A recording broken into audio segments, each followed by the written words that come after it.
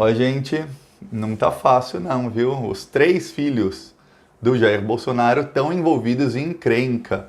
E eu acho que o quarto, o Renan Bolsonaro, o Jair Renan, só não tá também porque ele ainda não tá na política. Mas se seguir o passo dos irmãos, o Eduardo tá encrencado, o Carlos tá encrencado e o Flávio também tá encrencado. Eu já vou falar quais são as encrencas deles e como é que se conectam essas encrencas. Mas antes, se você é contra esse governo, esse desgoverno que está aqui arruinando o Brasil, se inscreve no canal. Eu fui ver que mais da metade das pessoas que assistem aos vídeos não são inscritas no canal e ajuda muito se inscrever no canal porque a comunidade de esquerda aumenta, cresce. Então, e até outros canais, se você assistir vídeo deles, inscreva-se também neles, inscreva-se em todos os canais de esquerda que você acompanha sempre. Então, se inscreve, não custa nada, é de graça. Só clicar em inscrever. Agora vamos falar sobre a encrenca dos três filhos.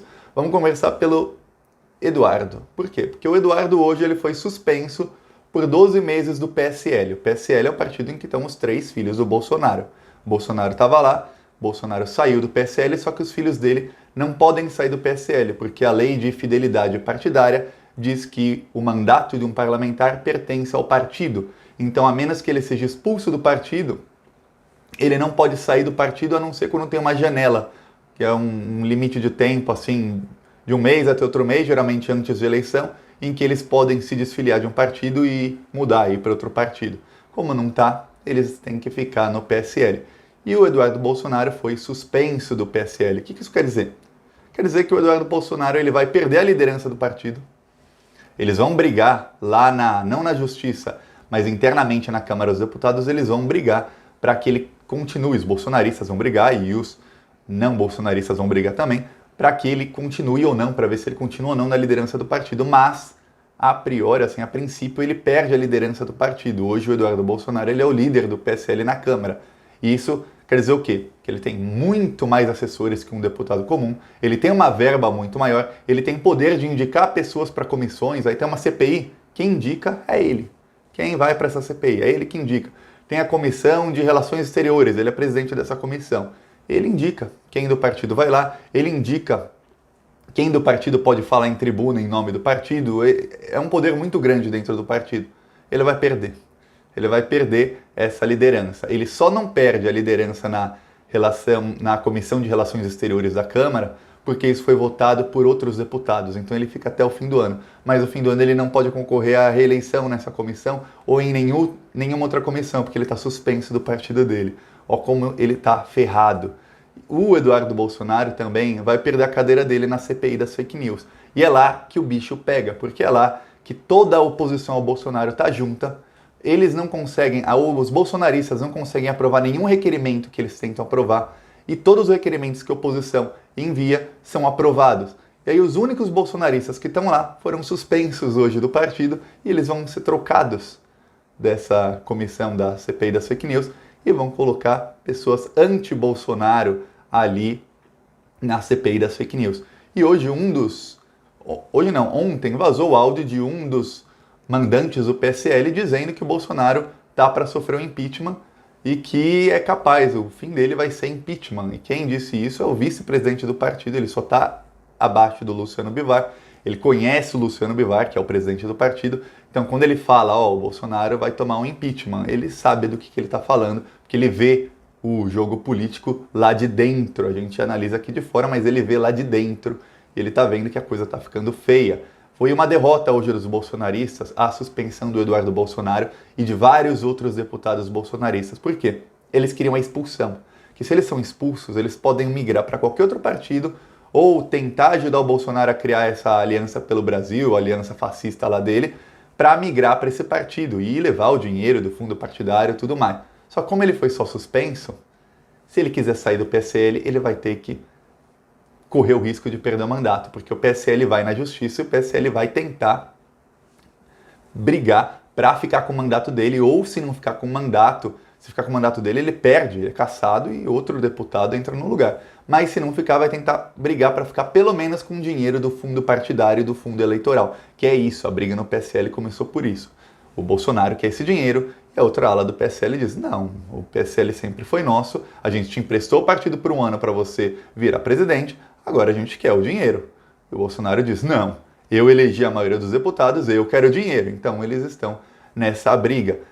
E agora, o Eduardo Bolsonaro, ele vai ter um grande problema. Fora isso, o maior problema dele é que na Comissão de Ética da Câmara dos Deputados tem 2 processos contra ele e ele corre sério risco de ser cassado, de ter o mandato dele cassado. E se ele for cassado, tem um problema maior ainda, que é ele fica inelegível por 8 anos. Então, se correr um risco real dele ser cassado, ou ele renuncia para evitar isso e não ficar inelegível, ou ele fica inelegível 8 anos. E é um risco real dele ser cassado. O processo dele já está instaurado. A Comissão de Ética vai começar a votar se dá seguimento ou não. Só que agora o PSL pode mudar membros nas comissões, então a coisa está feia. O outro filho do Bolsonaro, o Carluxo, ele é alvo da CPI das fake news. Um dos principais alvos, ele é tido como o grande coordenador das milícias digitais do Bolsonaro. Só que ele também é suspeito de assassinato, do assassinato da Marielle Franco. E a polícia do Rio de Janeiro, o Ministério Público do Rio de Janeiro, o considera um suspeito de envolvimento no assassinato. Então é suspeito de assassinato. Ele está com seríssimos problemas. Eu já falei aqui de todas as ligações entre os Bolsonaro e o assassinato da Marielle Franco. Aí começaram a vir novas revelações de que ele nem entrava no elevador se ela estivesse lá, de que ele brigou com um funcionário dela antes, aí depois, a partir de então, ele passou a não entrar mais no elevador se ela estivesse no elevador, ele esperava o próximo ou ia de escada. Então, as ligações do Carluxo com o assassinato da Marielle estão ficando assim, e o pior é que ele obstruiu a justiça. Antes da polícia ir lá pegar os áudios de quem estava na Casa 58, ele foi lá e ele pegou esses áudios do computador da portaria.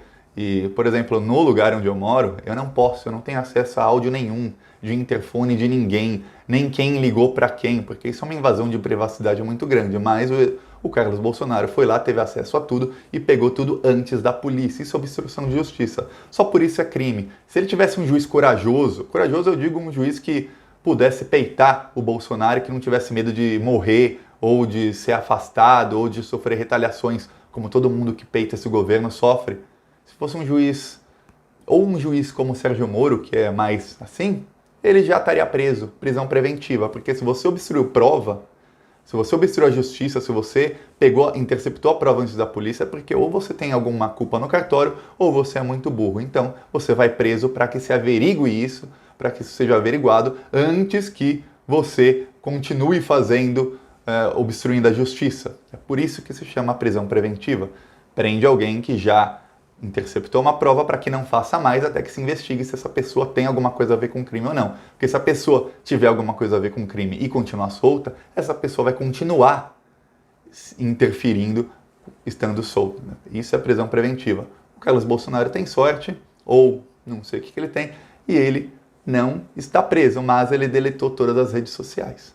Uns dizem que foi por conta da CPI das fake news, outros dizem que foi por conta do assassinato da Marielle. De qualquer maneira, tic-tac, a hora dele está chegando. Aí amanhã, a Joyce Hasselmann, ela está há meses prometendo que ela vai explodir o governo Bolsonaro no depoimento dela à CPI das fake news. É amanhã. Ela está falando que ela vai jogar tudo contra o Carluxo, tem até PowerPoint. Ela disse que adiou o depoimento porque ela recebeu toneladas de novas provas e que ela contratou uma perícia para ver se essas provas contra o Carluxo eram verdadeiras ou não. Por isso ela adiou o depoimento em 2 semanas. Antes ela tinha adiado em 1 semana, agora adiou em mais 2 e é amanhã. Ela confirmou, amanhã estarei lá. Então vamos ver se ela cumpre o que prometeu ou se não cumpre. Até porque é difícil ela cumprir o que prometeu, porque ela prometeu que iria implodir o governo, desmontar tudo de fake news, só que ela também estava envolvida em fake news. Foi ela que falou que o PT pagou 600 milhões para a Veja. Imagina o PT pagando 600 milhões para a Veja, que é antipetista. Foi ela quem compartilhou isso antes, foi a Joyce. Então ela vai ser difícil. O problema dela, que eu acho que ela adiou 2 vezes, é isso. Ela vai ter que incriminar os outros sem se auto-incriminar, porque ela também disparava fake news. Vamos ver o que ela vai fazer. Agora, o terceiro filho do Bolsonaro é onde mora o perigo, é o Flávio.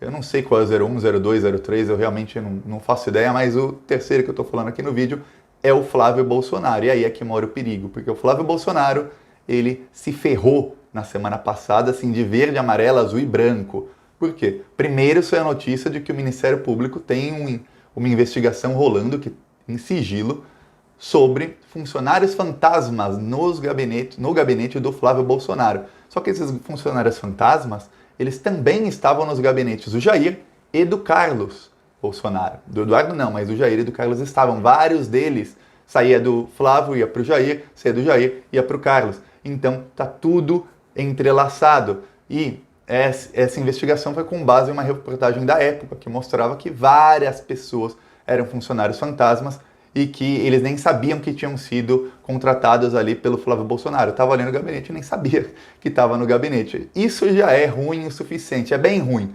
Mas o STF votou por 9-2, estava 8-3, o Toffoli mudou, na última hora o voto falou, não, eu vou com os outros. Vocês me convenceram, eu vou com vocês. Então ficou 9-2 para continuar, e vai continuar, já está oficial. Acabou a votação.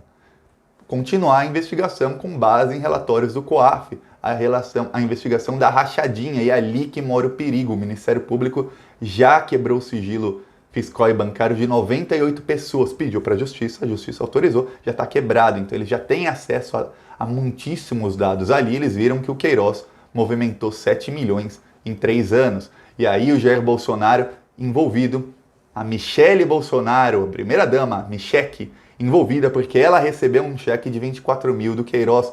E aí o Jair Bolsonaro diz, não, é porque eu emprestei 40 mil para ele. Tá, como é que ele pagou os outros 16 mil? É um mistério. Por que que alguém que movimentou 7 milhões em 3 anos precisa de 40 mil? Se fosse muita grana, ok, mas só 40 mil para alguém que movimentou 7 milhões é pouco. Então, a coisa tá feia. A coisa tá bem feia. Ali também ficou provado que vários funcionários no gabinete do Flávio Bolsonaro devolviam até 99% do salário. Imagina, o cara recebia 5 mil, ele devolvia 99%, colocava na conta do Queiroz. E que a maioria dos depósitos eram no dia do pagamento da Alerj, Assembleia Legislativa do Rio de Janeiro, que é onde o Flávio Bolsonaro, hoje ele é senador, mas na época ele era deputado estadual do Rio de Janeiro. Então, a coisa tá ficando feia, o cerco tá fechando. É por isso que eles estão tentando radicalizar mais e mais e mais. Mas o que a gente tem que fazer é denunciar isso e falar para a esquerda, aprendam a se comunicar. Os líderes de esquerda têm que ter uma comunicação por redes sociais, não adianta só ir lá e discursar para o público, mas por redes sociais uma comunicação efetiva para alcançar centenas de milhares ou milhões de pessoas, porque a direita alcança. A direita, qualquer narrativa que eles tentam fazer, eles conseguem fazer isso chegar nas pessoas despolitizadas, que é quem decide a eleição. É quem decide quem vai ter maioria na Câmara, quem vai ter maioria no Senado, maioria em câmaras de vereadores, quem vai ser eleito prefeito. São as pessoas despolitizadas que não assistem notícias políticas todos os dias. Então, essas pessoas, o Bolsonaro consegue chegar nelas, porque ele tem um aparato muito grande de grupos de WhatsApp, ele tem muitos seguidores que compartilham tudo e eles não têm vergonha, eles compartilham para a família, eles não têm medo de serem impertinentes, de importunarem, de incomodarem, não, eles saem compartilhando coisa do Bolsonaro. Você deve receber, mesmo se seus familiares sabem que você não gosta dele, você deve receber coisa do Bolsonaro sempre. A esquerda não tem todo esse aparato, a esquerda não tem. Então, ou a esquerda começa a criar esse aparato, e não é só fake news não, muita coisa do que eles falam é fake news, mas muita coisa são coisas verdadeiras. O governo fez uma coisa boa, eles vão mandar aquilo para todo mundo. Mesmo se não é tão bom assim, eles vão fazer parecer bom. A esquerda não consegue, mesmo tendo a verdade do seu lado. Então, a gente tem que pressionar as lideranças, porque a gente depende deles. Então, gostou do vídeo? Curte, compartilha, se inscreve no canal. Eu falei, mais da metade das pessoas que estão assistindo até o fim do vídeo, até esse momento aí, 14 minutos me assistindo, se inscreve no canal, é de graça, é só o botão ali, inscrever. Também curte o vídeo e deixa seu comentário. O cerco tá fechando, gente, mas calma, as coisas demoram muito, então calma, vai dar tudo certo. Falou.